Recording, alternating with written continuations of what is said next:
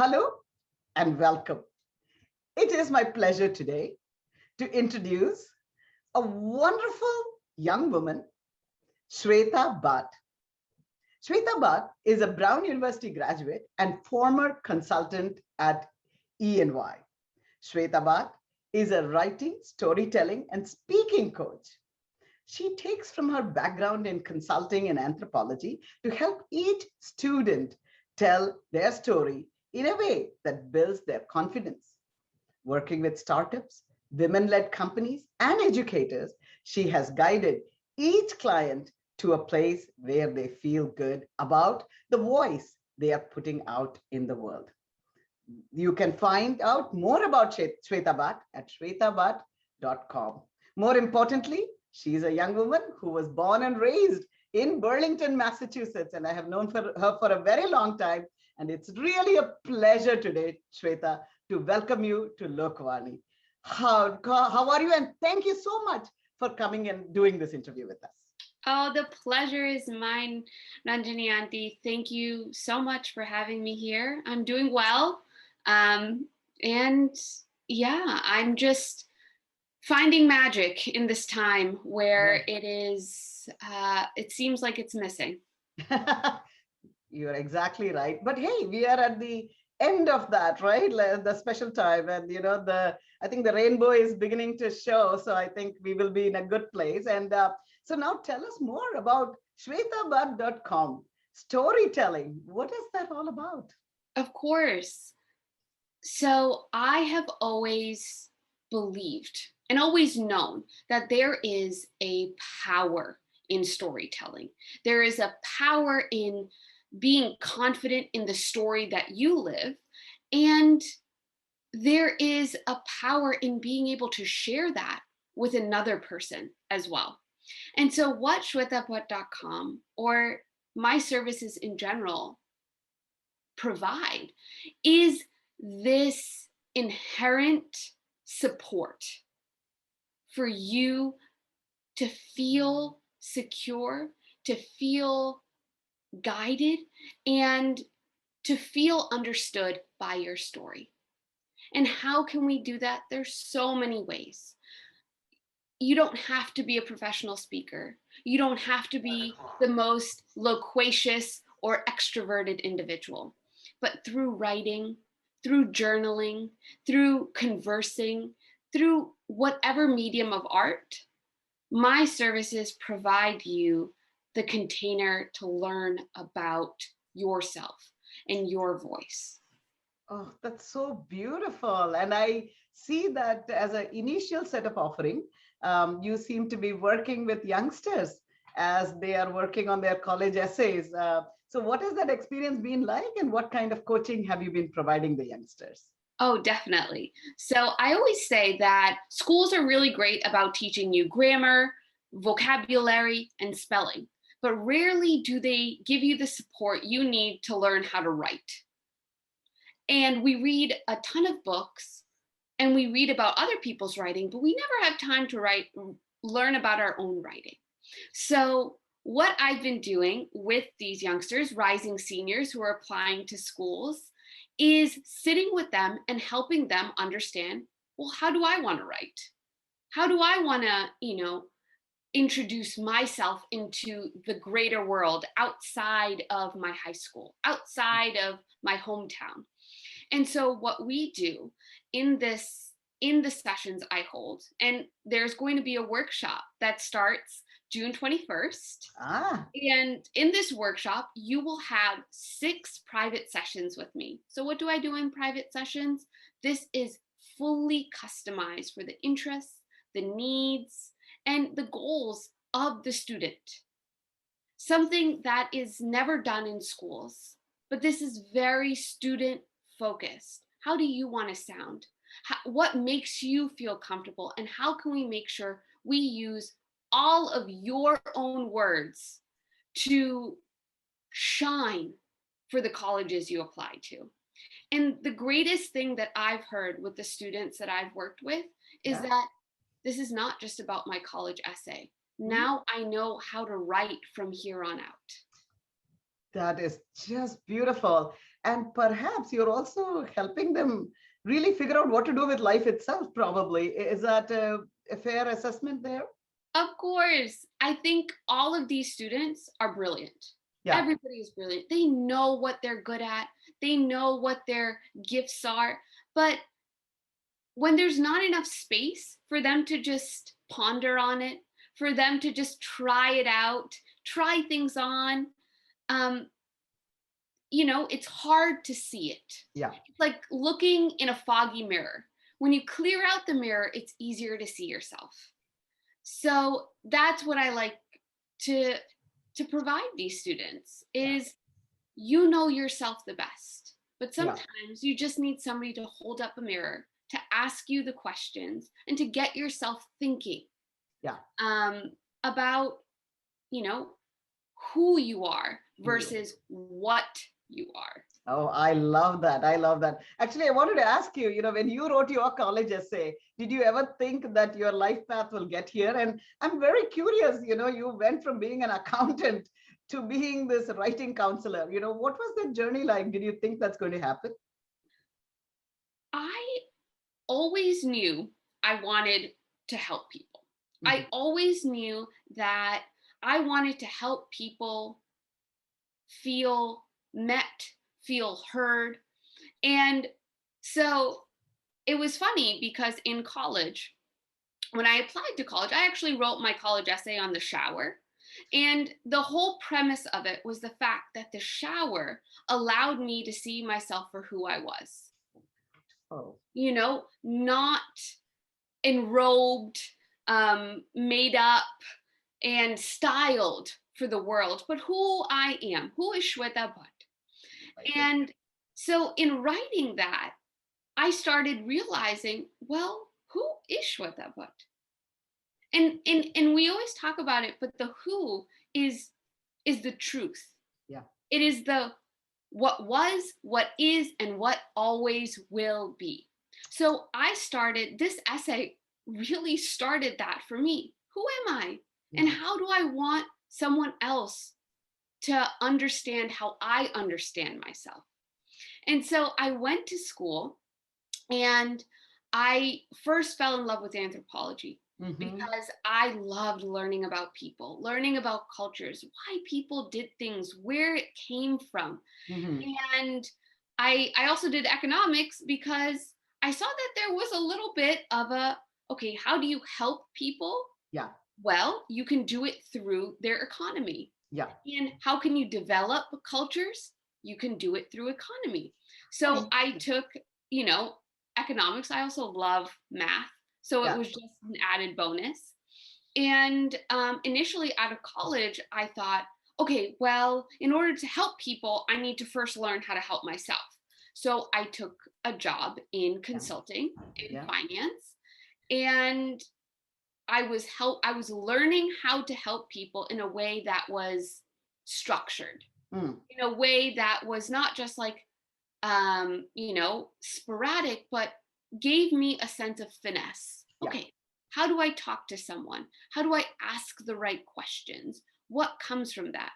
And in doing that, I realized, I don't really think it's the economics I enjoy. I think it's the working with people and making them feel good that gave me, that fulfillment that I was looking for.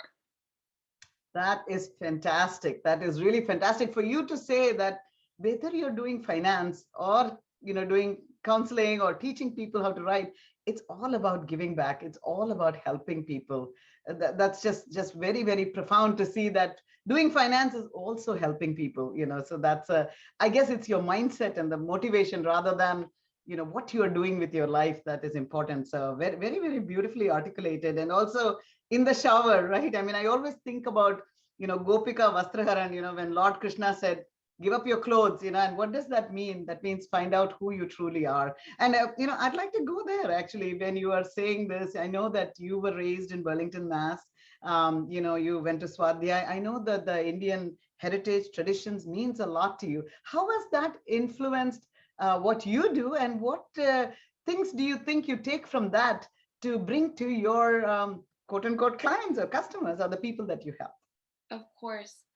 So I think of myself as a bridge. I grew up as a bridge between my Indian heritage and the American environment that I was born into. And as a bridge, I took information from one and brought it over to another, and information from the other and brought it over. And I learned so much through Swadhyay, so much through the scriptures and the Bhagavad Gita about the concept of myself as part of something much greater than myself. And there is such poetry, there's such reassurance, and there's such humanity in this Indian heritage that I come from, this South Asian heritage. You know, it is colorful, it is rich. And how has it been, you know, shared? How has it been preserved? It's been preserved through storytelling, through my grandfather reading me the Mahabharata as I would go to sleep, through my dance teacher. I learned Bharatanatyam as well, and through my dance teacher helping me understand, you know, the love between a gopi and Krishna. And you know, it was funny because as I was learning Bharatanatyam, I'm Gujarati. Yeah. So Tamil is not one of my languages. It's not a mother tongue of mine. But I would ask her, tell me the story. Yeah. Tell me the story, because I want to show the story. And so I started to telling myself stories. And as I was living in life as this bridge, understanding the American life and understanding who I was as an Indian and who I was as an American, I started to make it a story for myself. And that story allowed me to find magic when, you know, there were challenges. And when I felt like I couldn't find myself in anybody else, it's like, well, maybe I don't need to find myself in anyone else. Maybe I just need to find myself within. And I think that is what my connection to India, Yeah. to the spiritual melody that India has to provide through the, you know, the stories and the intricacies of our Hindu tradition has only allowed me to open my eyes up to how every other tradition works in the world, how every other tradition has something to offer that is the jewel of, you know, this crown that is a multicultural experience, especially in America. Oh my goodness, Shweta, what a brilliant way to put out what Indian culture is about. I'm going to use this a little bit to share with other people. And I think that is probably something that I think people, young people might lose out on if they don't learn their heritage. If they come from an Indian heritage, I think that when you miss out on that, you, like you said, you are missing out on beautiful jewels that are really making a difference. And I loved what you said about really feeling a sense of belonging within yourself. You don't have to have a sense of belonging in the world around you. It is in you that you need to find that sense of belonging. Spectacular. Thank you for sharing that. And I think it's a word that even the older of us really could use from what you have said. So thank you. So what advice do you give to young college students who are probably, I don't know if they're of South Asian heritage, every parent wants them to become a doctor and they want to become, I don't know, a spiritualist. What advice do you give young people as they are trying to traverse this very challenging time, I would say, you know, to get into a university of their choice, while at the same time pursuing a passion that's meaningful to them? Of course. So the first question I ask is, what does success feel like for you? Not what does success look like? What does it feel like? And this really gets them thinking. What feeling will make me feel, what feeling is success to me? Is it contentment? Is it enthusiasm? Is it, excitement? Is it serenity? Is it harmony? What is success? Because the look is going to change. At some point in your life, you may have thought success is buying a several $1,000 car. And at another time in your life, success may be that your 2 children are married and they have children of their own. And in another part, it could be success is I'm able to give back to my community. So success is going to look different throughout our lives. And so it's really about understanding, what does success feel like for you?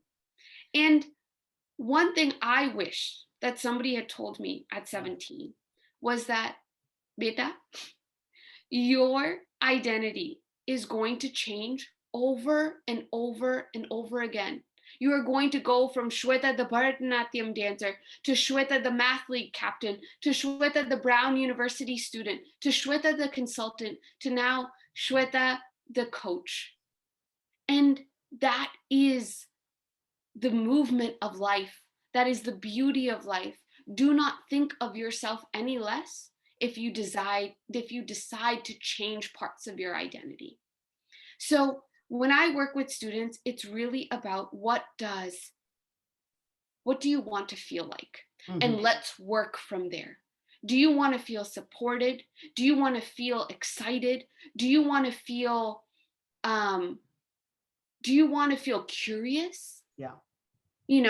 And when you start to look at it that way, if you want to feel helpful and you want to feel, community driven and all of these things, then you don't just have to be a doctor. Yeah. You can do it in any way. You want to do it in finance? All right, well then let's find routes within finance that allow you to do this. Because of course, becoming a doctor is a very noble thing. And as we've seen in this past year, just how important these healthcare professions are. Yeah. And so I would never, ever deter somebody from doing something for humanity in that way. But I also never want any student to feel like that by not choosing a healthcare field, that they are not capable of giving back to society as well. Beautiful, Shweta. Oh my goodness. I really think, people should come to you for coaching at 17. I think that's an excellent idea, what you just said, to guide them that finance is as much giving back as any other profession it is, or whatever else that you do. It is what your intentions are that is important. What does the future hold for shwetabhatt.com and for Shweta Bhatt? Oh, definitely. So right now, as you mentioned, we have this summer college essay writing workshop. Mm-hmm. And that will be going on from June to July. But aside from that, storytelling, your story, your voice, it's not just for students. I remember, and to this day, sitting at the dinner table and hearing the story from my mom and from my grandmother. And they would tell me about these times in India and share, and I could see it on their face, the excitement. Mm. And you know what's so beautiful about those stories is that they're shared. The same stories my grandmother had, my mom also experienced in her own way. And I experienced in my own way, and my sister in her own way. And there's such a beautiful connection that comes when we share these stories. And I never want someone to feel like they don't have a space to share these stories. Mm-hmm. So the next part of shwetabhatt.com is going to be women's story circles, where women, and you don't have to speak English. English does not have to be your first language. But for these stories that, we gather around, we share khichdi and dokla, and we share stories. And through these as well, if you're not ready, if you don't feel comfortable sharing your stories, that's perfectly okay. But some people are. And if nobody is, I am. Yes. and I'll start it out. And so that's a big thing. And then the other thing too is also writing doesn't just have to be for students. It can also be for adults. Yeah. So whether you want to understand how you can make a pitch better, Yeah. how you can apply for a grant better, how you can write your intentions better, and even how you can write your story better. These are all private offerings that I have on the site. Oh my goodness, Shweta, I can certainly see a lot of people that could certainly benefit from what you have to offer. I just have a quick question. I know that when we talked, you said you had interest in astrology. You have interest in a lot of different other kinds of, I would say learnings. Do you want to outline what they are? And just briefly, to say that what do you suggest, especially astrology, for a young woman to be interested in that? I thought that was very interesting, and how that has also shaped who you are and what you do. I love it. Yes. So astrology, Ayurveda, wellness, yoga nidra, guided meditations, human design, all of these I have loved learning about because they've made me love learning about me and love learning about other people. It's such a beautiful thing when you realize that by softening the judgment you have for yourself, you can then look to the world with so much more compassion. When you have more compassion for yourself, it radiates as you're looking out into the world. And so what these things did for me was learn my own self-compassion. With astrology, it's not, the stigma around astrology is it tells you your future and it predicts things. Nope. It tells you who you are in this moment right now. It gives you a snapshot of your present moment. And so when you know all of these planets, they're on your side. They're helping you out. What is the moon telling your sun? What is the sun telling your Venus? What is the Venus telling your Mercury? And how are you expressing that in the world? The same with Ayurveda. It's not about prescriptions. It's not about regimens and diagnoses and prognoses. Ayurveda is about learning how to find balance in yourself. And learning how to bring your body in balance with nature.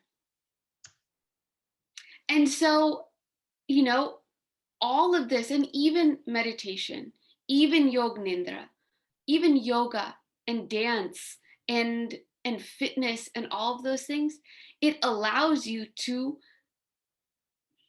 build your relationship with your body. We spend a lot of time up here, a lot of time in this world, up here and on here. Yes. So, it's always great to get in your body. There's a reason why people give so many comments, and there have been so many articles written on endorphins and these blue zones. They are very much in tune with themselves. Yeah. Because there's so much to learn from our bodies. And yes, there are people who have learned many years how the body works, but we are the first advocate for how our body talks. Oh, Shweta, I think today, I know that I have watched you grow up, but I think you have been enlightening me today in this interview, and so much to learn from you. And you're only so young, and now so much more time for you to learn more and share more. I can certainly see that the impact that you are going to have in the world is tremendous. Thank you so much, Shweta, for taking the time to talk to me. And hopefully our Lokvani audiences will go to shwetabhatt.com and make use of your wonderful, wonderful talent and abilities. God bless you, Shweta. Thank you so much. Namaste.